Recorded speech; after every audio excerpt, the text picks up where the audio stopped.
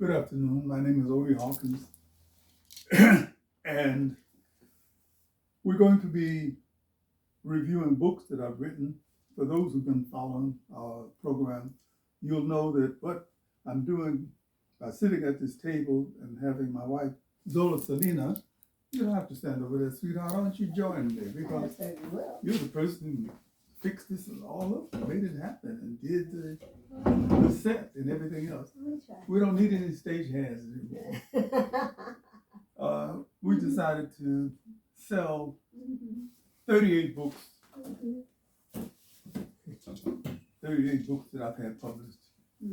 And I'm not joking, because sometimes when I say that to people who 38 books, well, how come I don't know you? So a friend of mine said, they got a point, Odie. Why don't they know you? So, well, those who know me.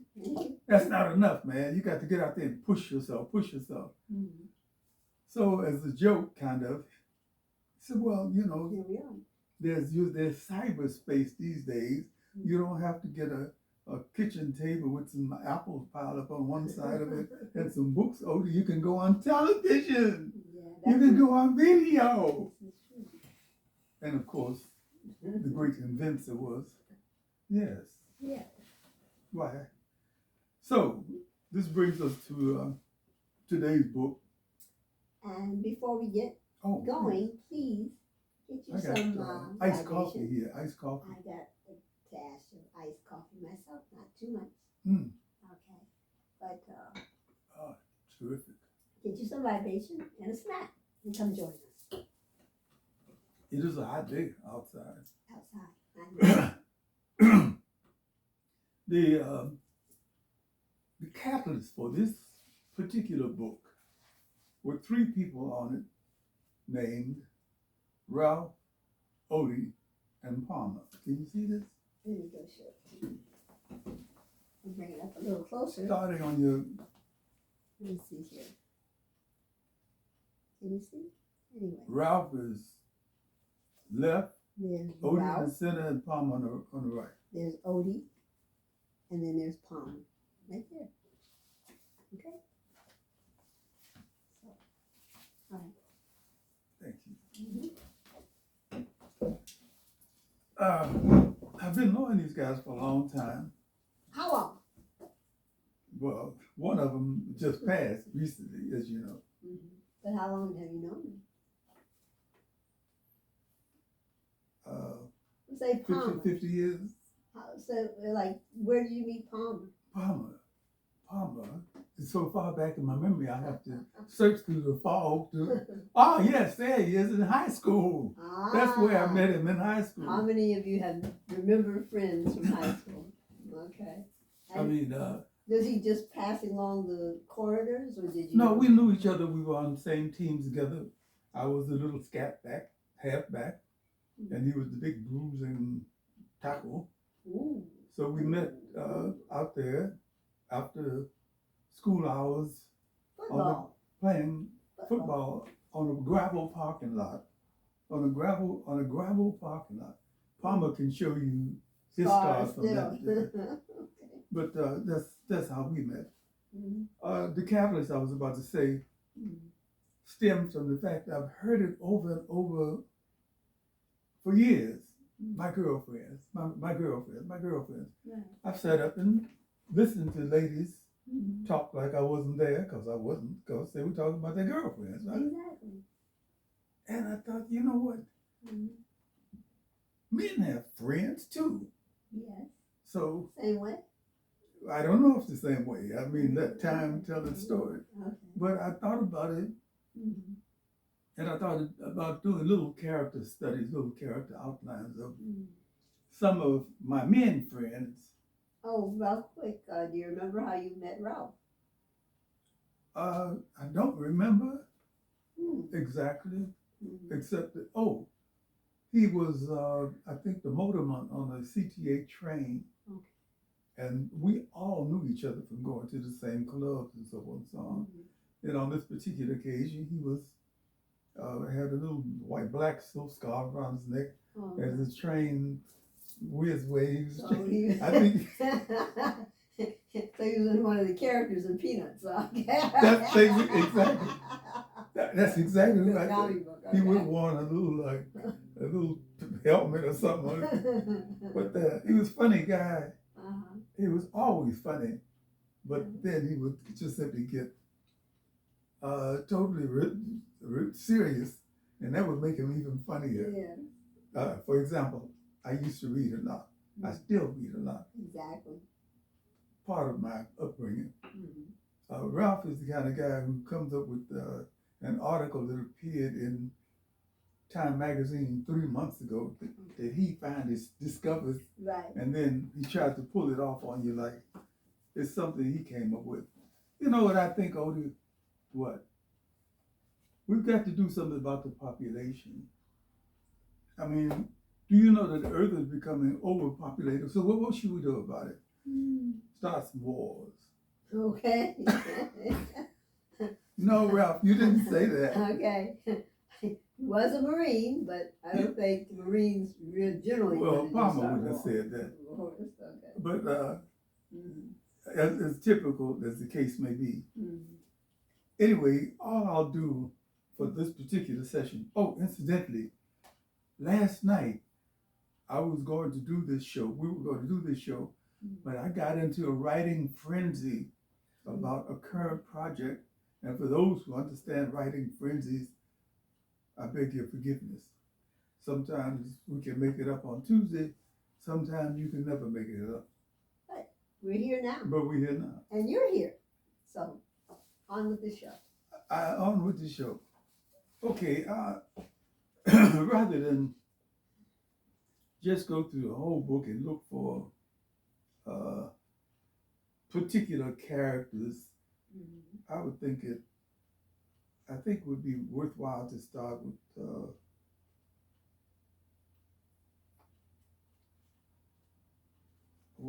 it would start with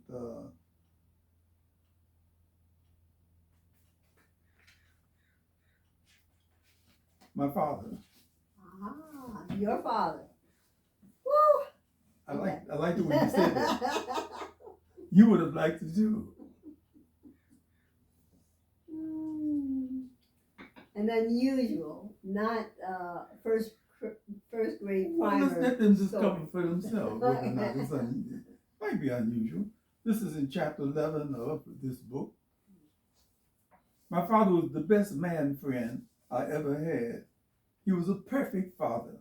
He was so good that I found myself talking more and more about him during these enforced black matriarchal days. When I mentally flick up on him, I automatically close my eyes, the better to see this cool, cold black man in his beautiful clothes. I was looking at Jean-Marie Mbe, who lost to Virgil Hill, the prize fighter from Cameroon, the other day, and I thought, damn, he's as black as my father was. Yes, beautiful African black man, ebony in motion, and proud of it.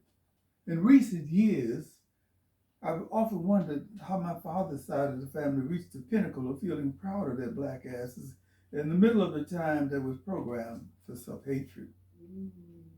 The wonder is increased by my mother's side of the family, which is Arkansas medium brown, snuff-colored, and equally adamantly black.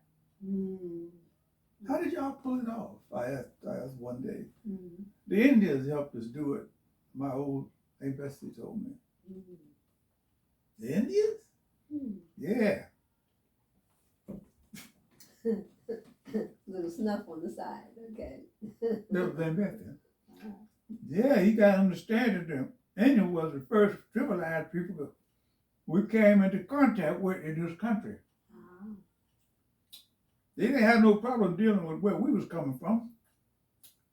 So we had a lot of stuff in common. We were coming from West Africa, from nature, and they understood that. And now I'm not going to make a long drawn out story out of it. Well, I'm sure that when the first Indians was invited to the first Bay, they knew what was happening. They knew what was happening. The Thanksgiving, that Thanksgiving confusion messed them all up. When they finally figured out what that was all about, it was too late. Back to Daddy. I see Daddy, not Father, in 4 distinct lights, and then another 4 lights, and then 4 facets more. He gleams in my memory just as he gleamed in life. His body gleamed. I remember the look of him as he tilted himself up on his elbow, his hairless chest gleaming, looking me over. He had just finished serving 5 years and 8 months for a $10 robbery. And so I got to know my father in prison. And that was about what it was about with him. People that you get to know who happen to have a title like father. I thought about it one day. I thought, damn, I would have, at my best, I would have probably been able to invent you. But I just didn't have the imagination. because you're unique, but your father, you come from unique, I should say. Well, we all do. Okay, but when you come across somebody who can be, as he explained, not a father, but a daddy. And a father is somebody, according to, I quote you, a father is somebody who tells you what to do and how to do it and so forth and so on. Daddy lets you do whatever you want to do, and with this stipulation. If you get caught doing what you're doing and it's wrong, you may have to pay the cost. You may have to account for it. Can you do that? I was a coward. I chickened out. I had people telling me, we were at the gang age, 12, 15. Come on, Odie, be with us, man. Come on, be with us, because we're gonna jack up the whole thing and blah, blah, blah, blah. I go see him out of the state penitentiary, and he said, well, from what I hear, he didn't, maybe I've not heard anything, he just guessed. What I hear is that, you're looking to get yourself some time. Get some time. Because you weren't listening to your mother. And she reported, she tattled. She did. She snitched. She didn't want to cope with it, so she gave it back. Passed it off to him. How old were you? 12, 14. Yeah, because I recall Russell at 12, he obviously didn't speak English. Yeah. The communication problem was difficult, as you find with many parents when your children reach that pre-teen, teenage period where they know too much and don't know nothing. And don't know nothing. What was don't know nothing. What was the sign in the liquor store? Leave home while you know. Leave home while you still understand. While you still know everything, so you don't have to be bothered with me anymore. That's it. Yeah. Sign your parents. From a parent. Sign your parents. Right. But that's interesting. These backgrounds that create the people we are. I think if you had somebody with a book that might be called the cousins, the brothers. I mean, frankly, it could be a whole industry of it. Right. But who wants to do that? But it's nice, especially when you sit around the table in your senior years and reminisce on what it was like growing up. And we coming from a time. I mean, we share it. We come from a time when people had a sense of togetherness or brotherhood or whatever it was that made it possible to look back at mellow times. I can think of young dudes I met out here in California who were talking about, I'd be lucky if I'm alive next year. Whoa. Okay, I came from gangland Chicago, but for some funny reason, people didn't get at that time. They didn't get killed at the rate that they were. Maybe they had better weapons in the West or something. I don't know. Well, didn't have guns initially. It was fists and a knife. Duke it out. Right. And nobody ends up dead on the scene. Well, they over do disagreement. weapons, Yeah. sophisticated weapons, the Uzi, the AKA, and all the rest of that. But that's not the only thing that's in men friends. I like to think that there's so many very poignant, loving moments. One of them that strikes my head, just as an example, is the relationship I had with a boy named Dickie. Dickie had some kind of speech impairment that I think was helped along by being hit in the head with a ball-peen hammer. So there was always this little spot. I found out about it as time went along.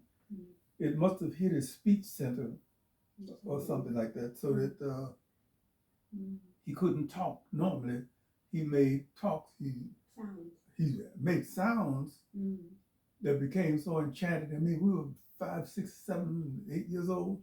He didn't go to school. He was too poor. They lived in a shack that was on stilts at the end of the block. They were very, very poor, he and his family. He had 2 sisters and a brother. He was like the lower one. We became friends. We became brothers because we were so strange to everybody. But you guys got along. You without talking. Right, yeah. You had some type of communicative bond. Okay, the funny is, I didn't realize how funny it might have sounded. So one day, one of my cousins came in. I was sitting over behind the stove when nobody could see me because I was up there. And he came in and started talking about a conversation he had heard between Odie and that dumb boy named Dickie. Y'all should have heard it. Dickie said to him, and Odie said, and I let it go on for a few minutes, and I stood up, and I kicked his ass so bad. About 3 days later, I couldn't do anything in the house, but I told him, I'm gonna beat you up, and I kept my word. So the first time I caught him alone, coming down through a gangway to the city, he just said, "Oh, please don't hurt me so bad. Don't hurt me so bad." But got calling out when you. Oh, in fact, let me read this, just the blurb on the back here. And by the way, the book is identical to the original Holloway House book. So there's maybe some typos big bold in it. Print. Yeah, in the typo, what have you, because Holloway House, publishing house, did not believe in editing the books too much. But still, the story is enchanting.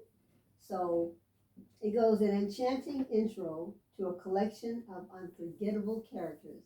Bobo, Burks, Leo sometimes went into imaginative self-hatred, alias Tony DiMaggio, Billy Woods, Herb Cross, Bruce Mooney, Johnny Fox, Bernard Kelly, and a few others who lived in the same neighborhood and hung out on the same corners.